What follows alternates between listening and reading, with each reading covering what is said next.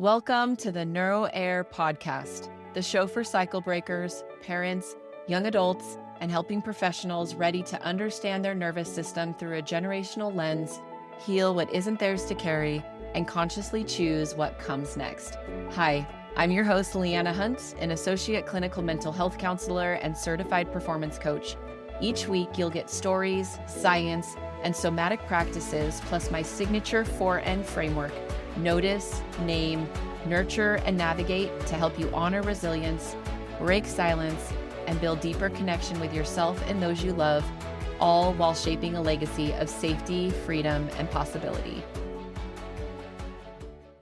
Happy day before Thanksgiving, and welcome back to the Neuro Air Podcast. You're probably listening while you're running last-minute errands, baking pies, or maybe cleaning your house. Or maybe you said, forget traditional Thanksgiving altogether, and you're sitting on a beach somewhere soaking up the sun. If you are, just know I wish I was there with you. Maybe you're actually listening after Thanksgiving, replaying how the holiday really went. Honestly, some of my most favorite Thanksgivings have been the non-traditional ones. But wherever you are, I hope you're taking time to regulate your own nervous system.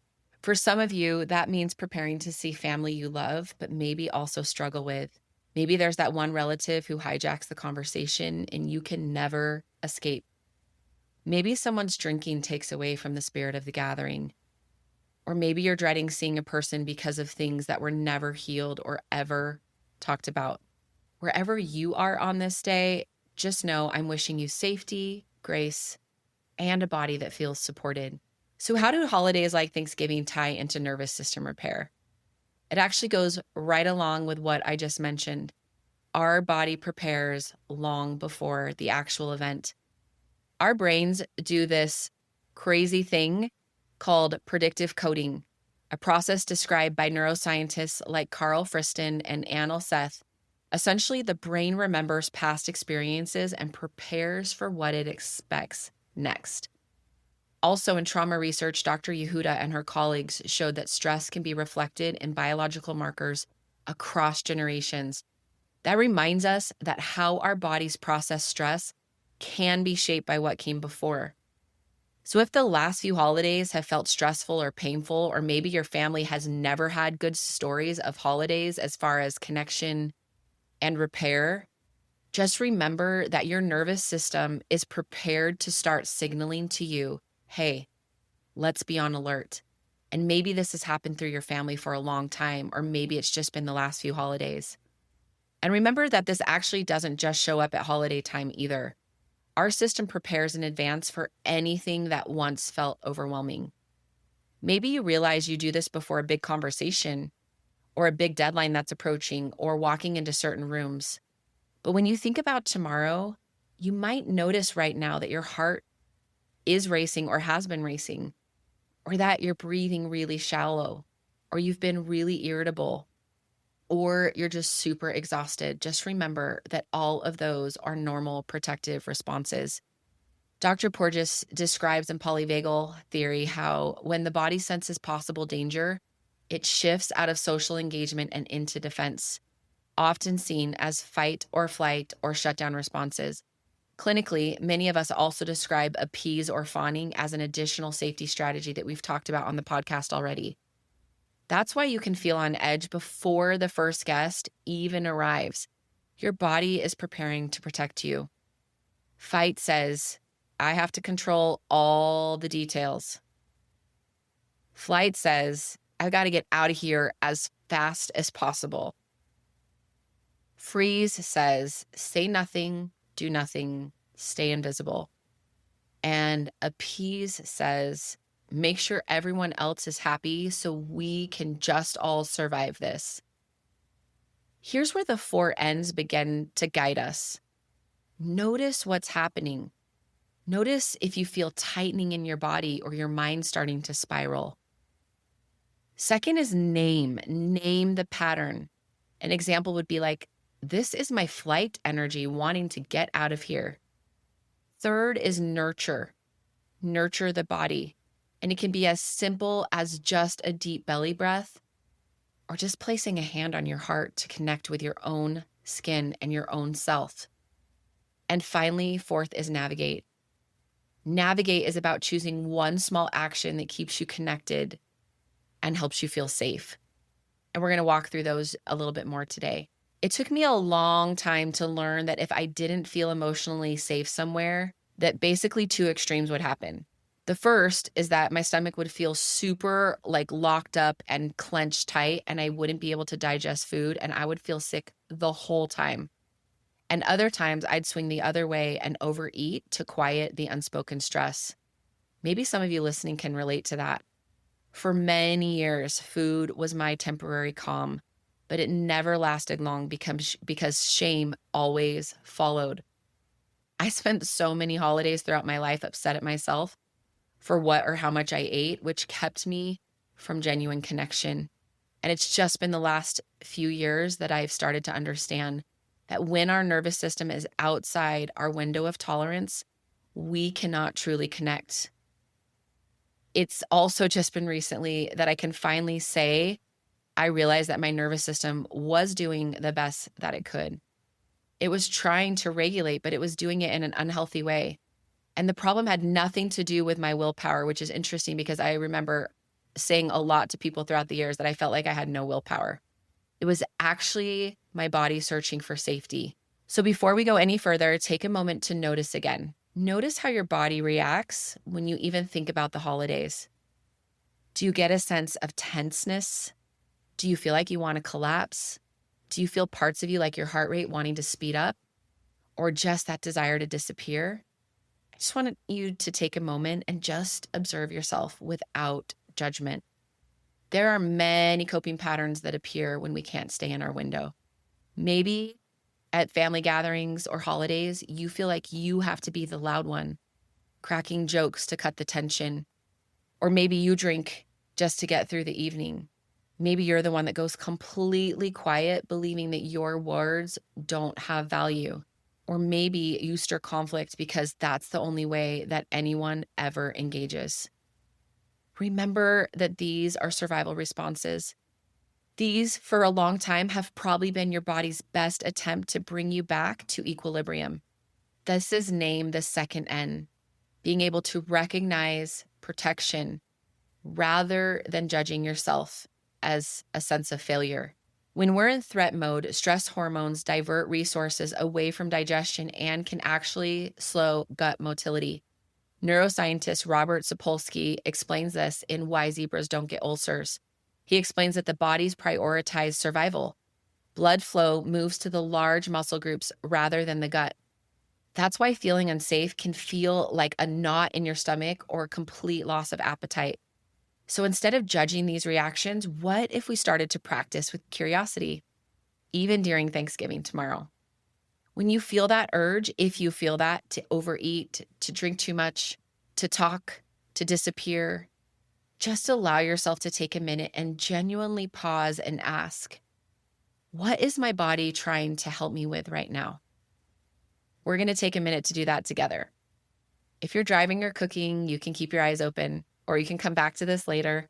For everyone else, just want to invite you to soften your gaze and bring your attention inward. I want to invite you to inhale slowly through your nose for 4 counts and take that inhale from deep in your belly. When you inhale through your nose and you're doing a proper diaphragmatic breath, your belly's actually going to expand outward as you inhale, which can feel so counterintuitive to how we breathe. So inhale through your nose and fill your belly for 4 counts. And then hold gently at the top. And then exhale through your mouth for 6 counts, letting your shoulders drop.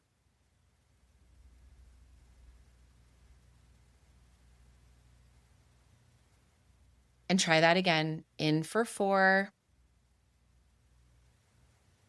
Hold and exhale for 6.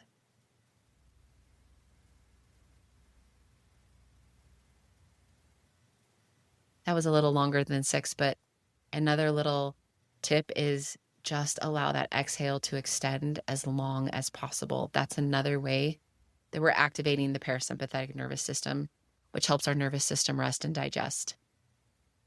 So just for now, notice what's shifting inside of you. Did you notice anything shift? Maybe the weight in your chest, or you created space in your ribs, or maybe your face doesn't feel so tight. Now I want to invite you to gently scan your body from the top of your head all the way to your toes, setting the intention to find the place inside of you that feels even slightly calmer than the rest of you. And I promise that there's a part. Just take a minute, scan your body. For kids that come into therapy, have them hold their hand up like this, and we pretend that they're going through a giant x-ray machine and it's scanning the body. And I want you to invite you to just see where that calmer spot is. Once you have that, then I want you to bring your eyes to a place in your visual field that feels calm. This is actually something called a resource spot. It's a brain spotting cue that anchors regulation. Where we look affects how we feel. So in the space that you're in right now, as you scan your environment, your eyes will find places that naturally feel safer. And this is such a great thing you can try tomorrow if you need it. You can activate your resource spot in the car, as long as you're not the one driving, before you get out, at the dinner table, after, anytime you need it. Brain spotting is a cue, again, that anchors regulation.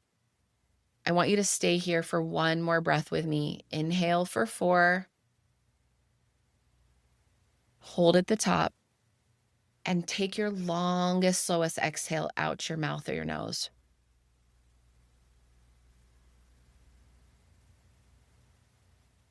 That's your nervous system remembering safety, guys. And that's what I call regulation in real time. I use practices like these with my clients and for myself before my own sessions, before gatherings, even sitting in my car outside a family event. It's a small act of nurture that tells the body, hey, I'm here. I've got you. And sometimes nurturing also means stepping back. It's allowing yourself to feel like you could walk away from a conversation, to go take a breath in the hallway or the bathroom. Maybe someone else can carry that story for a moment so you don't have to. Remember that as you care for your nervous system first, that's what allows connection for you to follow. Once you've noticed, named, and nurtured, you can begin to navigate. That might look like pausing and taking one conscious breath before responding to a comment. It might mean stepping outside without your phone for 60 seconds of silence and to breathe in that fresh air. Maybe it means grounding through a sensory anchor, like the warmth of a hot mug filled with apple cider or your favorite drink. Maybe it's just smelling the cinnamon on your pumpkin pie, or it's connecting to the sound of laughter in the room. Navigation is about staying connected without feeling like you have to abandon yourself. In my own life, I pause more now than I ever have. Often, I'll put my hand on my heart and remind myself, I'm not in charge of everyone in this room. I just have to stay with me. These small moments of self-connection can create significant impact.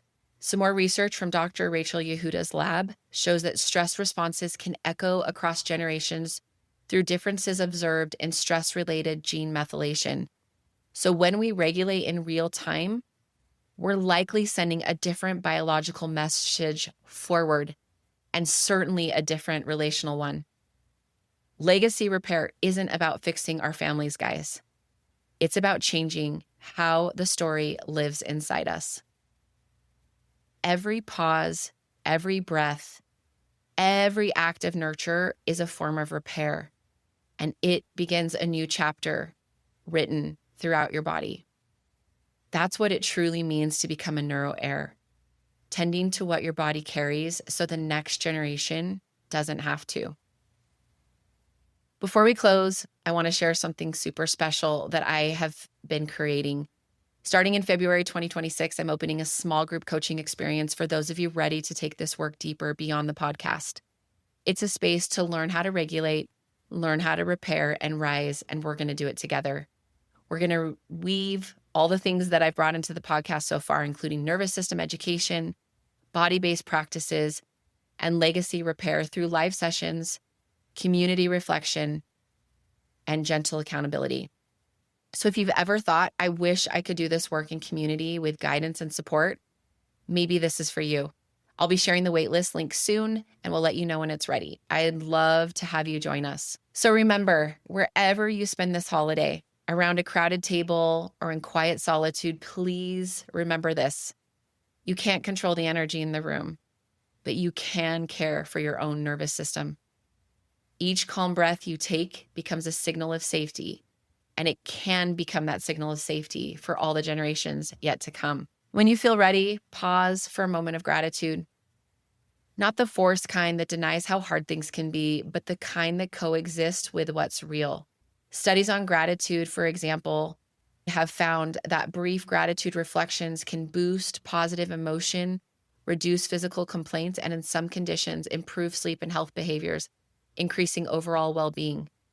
Later research has also linked regular gratitude practice to reduce stress and stronger social connection. Gratitude isn't pretending everything is fine. It's allowing the body to recognize what is still safe, what is still steady, and what is still good. You might place a hand over your own heart and whisper quietly, right now, I'm grateful for the breath that moves through me. Right now, I'm grateful for one person who sees me. And right now, I'm grateful for the chance to begin again. Gratitude helps regulate the nervous system because it brings us into the now. And now is where safety can begin again. So however this season looks for you, may your breath be steady, may your heart be soft, and may your body know you are safe to receive. Thank you for listening, and happy Thanksgiving, friends. As always, please take a minute to send me a message and let me know how this episode resonates for you. If you have any questions, comments, feedback, I love the conversations that I'm having over there on Instagram. And what would also be so helpful is if you could take a moment to rate and review this podcast. That helps other neuro heirs like you be able to find this work, be able to start learning about their own nervous system. And that's how we impact generations to come. So until next time, bye guys.